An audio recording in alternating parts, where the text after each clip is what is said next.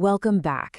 All right, today we're tackling a massive question, one that every single society has to deal with. How do you share power?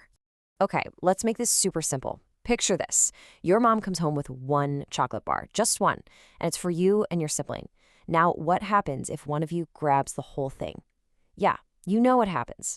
It's going to be a fight, right? Every time. Well, believe it or not, entire nations face this exact same problem. But we're not talking about chocolate anymore. The stakes are way, way higher. The choices a country makes about dividing power can be the difference between peace and prosperity or all-out war. So that's what we're diving into today, the chocolate bar problem. We're going to look at the real stories of two very different countries that had to figure this out. All right, let's meet them. We're talking about Belgium and Sri Lanka, two small countries, but both with really diverse populations.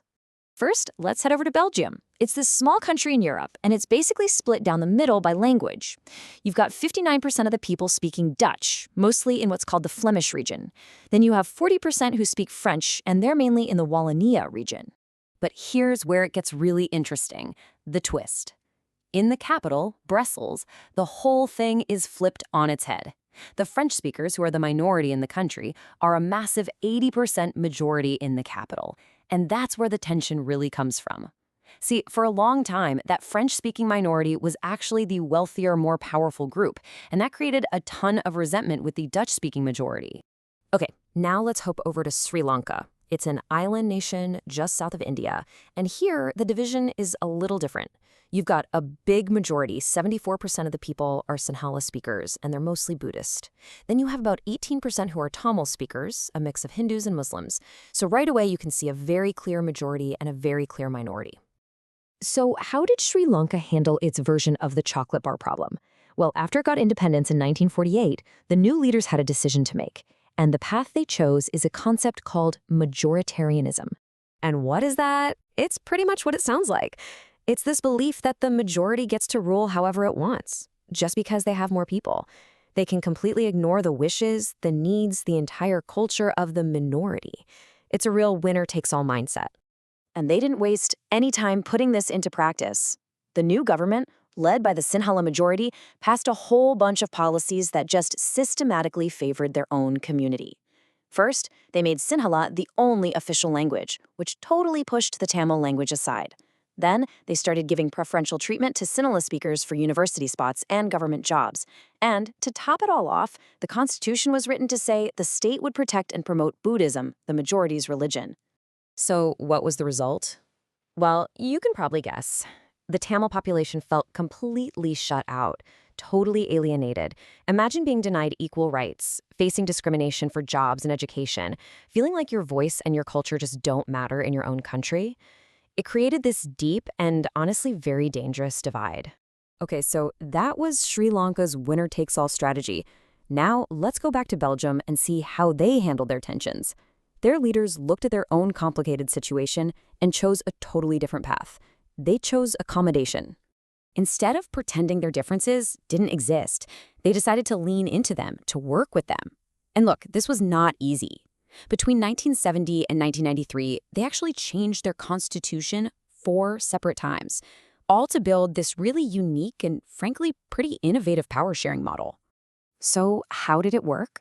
It was really clever, actually. It had a few different layers. First, in the main central government, they made a rule. There had to be an equal number of Dutch and French-speaking ministers.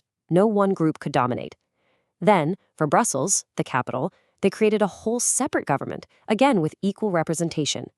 On top of that, the state governments for each region were given real power. They weren't just taking orders from the center.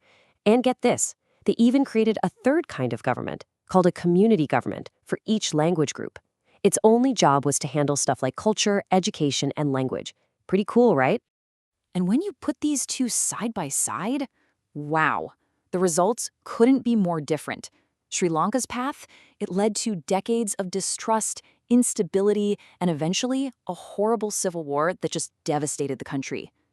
Belgium's path of compromise, it led to peace, to stability. In fact, they became so good at cooperation that Brussels was chosen to be the headquarters for the entire European Union. It's a night and day difference. So clearly, one of these approaches worked out a lot better. But why? Why is sharing power such a good idea? What's the real logic behind it? Well, political thinkers usually give us two main reasons. First, there's what's called the prudential reason. That's just a fancy way of saying it's the smart choice. It's practical. When you share power, you lower the chances of conflict. You avoid the kind of political chaos that tore Sri Lanka apart. It's basically a smart calculation to make sure everyone feels like they have a reason to keep the peace. The second reason is the moral one. And this argument is a little different. It says that sharing power isn't just smart, it's the right thing to do. It's the very spirit of democracy. Think about it. Democracy is all about giving people a say in how they're governed. Sharing power ensures that every citizen, every group, has a voice and a stake in the system.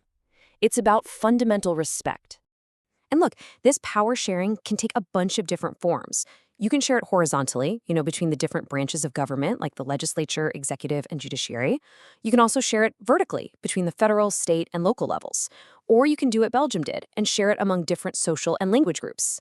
And of course, you can share it among political parties, using things like coalition governments. So, the stories of Belgium and Sri Lanka, they're not just dusty old history lessons. This is real. That fundamental choice between winner takes all and finding a way to compromise and share is a choice that countries all over the world are still facing, right now, today. The only question is, which path will they choose?